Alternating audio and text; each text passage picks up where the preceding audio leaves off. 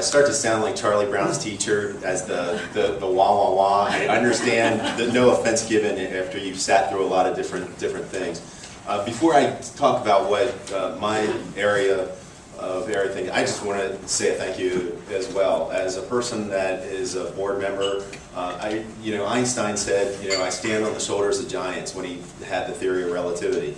And the reality of it is, for you guys that have Miss Lillian as the founder, and all of you that have taken it from infancy to where it is today, thank you so much, because I always say this, in my career I've been very lucky to be a part of great people. And I call that, if any NASCAR fans out there, drafting. You just draft of good folks. And so those of us that are on the board now, we're drafting on the groundwork that you have laid for us. So thank you so much, because when you hear Diana's story and Joanna's, I mean, to me, it's like that energy boost that you get every day. It's why do we do what we do? And that we all need to hear that. That's those things, because it inspires me. I heard Joyce, I joined Hartford Family House 3 years ago because Joyce told of a family that was living out of their van up at the Maryland house. And I looked at that, and but by the grace of God goes thee. That could be any single one of us, as you well know. And I really thought that what she talked about really resonated, because it could have been my family when my parents went through divorce. I was lucky, that I had a very big extended family of grandparents and uncles and aunts and so on that really looked at me. Compare that to Shawanda, who didn't have that. So we all of us in this room know how incredibly lucky we are. So one of the things that I'm going to talk about is our planned giving program. The two numbers that I want you to remember are 435 and 20%. And the reason 435, Joyce had talked about it earlier, we had to turn away 435 families last year because of that. And as you know, the ability, Hartford Family House could provide housing, but it really comes into play of, do you have the case management to help these people deal with the issues that they have? So as the board, as we've gone through this, as you've seen budgets, it takes budgets to go through those types of things. So one of the things that we have established in this past year is a planned giving program.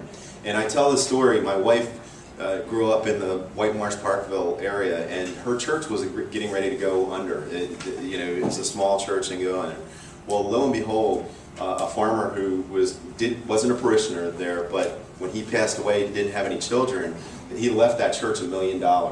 And you really you think of that sort of remember that commercial, the Head and Shoulders, you tell two friends and you tell two friends. You know that in church, how many lives were affected? You hear about the young gentleman who's got a master's degree now because of that. So one of the things we look at with this planned giving program is to know, how can we service more? How can we get to the point where we're not turning families away?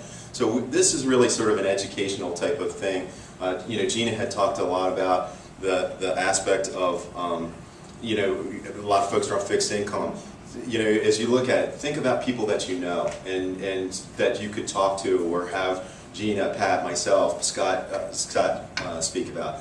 One of the things you'll see, there's a lot of redundancy to what Gina and I spoke about. Hopefully you can, if anybody's like me, I have to hear things. I hear it about 7 times. If you talk to my wife, it's about 15 times. So hopefully you have some repetition that's in here. And I have to tell you this, I'm regulated, so I have to put that up here, that goes on there. I have to give credit where credit is due, where it goes on there. So what is planned giving? 89% of people in America are charitably inclined. 89% of us give. However, only 4 of us really include that in a broad-based type of strategy that goes along with our estate plan, as well as sort of the big picture types of things. So what the regular giving that you do is regular charitable giving is great, and we at Hartford Family House appreciate it. The planned giving is a broader base. It takes the discussions with your attorney, your financial advisor, to go in there. Gina talked about some of the benefits, tax deferral, some of the things I'll talk to you a little bit about before. You may not be aware of ways that you can give assets now that generate income for you. So you have to get with your accountant, and attorney, and financial advisor to determine if it's appropriate. The other things about it, tax efficiency, understanding, okay, if I'm drawing money from my income, plus I want to, and if by tithing and giving is a part of my life, am I doing that in the most efficient way? So, you know, one of the things, and I'm going to bore you with a lot of the things, but you can see, you know, we talked about before, we have our income that we have on there, and by giving, you get the tax deductions. I love graphics because I see things, and this goes to what Tammy and Gina were talking about. You know, if you're going to give anyway, you get the benefit of a tax deduction. You know, and as Scott had talked about it, I firmly believe what you did at Hartford Family House and what's currently going there is more efficient than the federal government being able to do that. So just sort of a quick thing that goes on to lay the groundwork. If you've got things that have grown over time, one of the things you hear about is capital gains and so on. So a lot of times you may think, okay, hey, I've got all these stocks, or I've got built up all those types of things. I'm going to sell it, then I'm going to give away. Well, that's great that that you've had that. You get, you know, if you bought something for $1,000, it goes to $11,000. Part of the thing when you sell that, you're going to have a tax hit that comes out of there. So some of the things when you work with your accountant and your, you know, some of the professionals that you work with, you can come up with strategies of saying, okay, well, I'm going to give it to begin with. Instead of me cashing it out and then giving it, you know, to the charities, my church, and things along those lines, one of the things that you can consider is actually, you know, transferring those assets and sending them over to the actual charity that you're dealing with. Because the thing about that is, by doing that, you're not paying the capital gains hit, and it's a more tax efficient way of achieving that. So you can see some of the things, you know, not to beat a dead horse, but you can see some of the things where it goes on there, what you can do, and the benefits of where it goes. Because as you know, as Gina had talked about, the charity doesn't pay taxes. A 501c3 doesn't have to do that.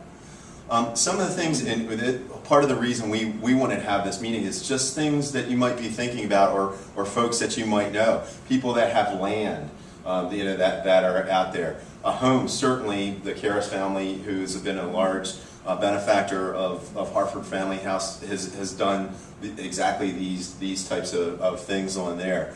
Things that you have on there, commercial property that go on there, people that have businesses and things along those lines, that if they sell their business, they have a huge amount of taxes, and then they do it, there's some things that we can do. Joyce would tell you about cars and vehicles, because a lot of the issues that our tenants that have, or our clients have, is getting to work. I mean, some of them have to bicycle, and their span of ability is limited to how far they can walk or bike. So cars are certainly appreciated on here. We talked about some of the assets. Gina really touched on some of these types of things. You know, getting with your professionals in your life to determine, okay, where are some efficiencies that you have in here, and how can it benefit? And I'll give you sort of my own testimony as a financial advisor. A lot of times, many of you heard Warren Buffett. You know, most of us leave our stuff to our family. And one of the things that he had said, you know, and very few of us are in that category, but you know, the thing is, you want to leave your children enough to do something, but not enough to do nothing. And so, you know, including those types of things in your, you know, in the plan that you have, and it's a great gift to them to see mom and dad are charitably inclined. Some of these things, I'm not going to bore you with all these. You know, Tammy touched about the different things. So talk to your professionals. Talk to us. I have some of my business cards that are out here. I wasn't as prepared as Gina is on there. But you can see a lot of different ways that you can be charitably inclined. And just to sort of say, so one of the things that terminology not a lot of folks know. So there's one of the things that you could potentially do is to do a charitable remainder trust. So you have a huge amount in IRAs or appreciated assets and things along those lines. You could put them inside that trust. And one of the things that could happen is that it could be set up to pay you out an income over your lifetime that goes on there. So it's one of those things, and she talked about the issues of inheritance taxes and things along those lines, so that when you're getting the income, that's why you have the assets, and then upon passing on, that portion that's in the trust goes on to the charity that you have, Hartford Family House. Pooled income fund is very similar to what the concept that Tammy's talking about. You pool your gifts with multiple people, similar types of things. It can be, you pay it out in income that you have on there, and then ultimately it goes on to the charity. Charitable lead trust is a little bit different in the sense that this one is, okay, say if you work with your attorney and say, hey, my goal really is to make sure that all that lump sum goes to my family, but I want to include the Hartford Family House in there, you can do this. This is less popular. Because you need a lot of money to do it. Yeah, but yeah, exactly. But it's something that just, you know, we throw it out here so you hear the terminology and so on. You know, some of the things as you work with your accountant and your finance, I'll call it your financial team. So some things to think about, you can give annual gifting and things, you can do one-time types of things that go in there. And estate planning, like I said, most of us are good at this. 89% of us do this. Only about 4% of us do this. See, I need more clients, don't I? Yeah. And look at Gina, you know, she needs that. So, and you know, the real key part about this, and it goes back to the expertise that we were talking about. Joyce and Hartford Family House is a good microcosm. You just really need a good team to do this. You know, it's one of those things like they give you that disclaimer, don't try this at home. You know, really do this in a comprehensive type of thing. And you know, all of you that are in this room, I don't need to tell you this. You know, these guys are here to help you with the technical aspect.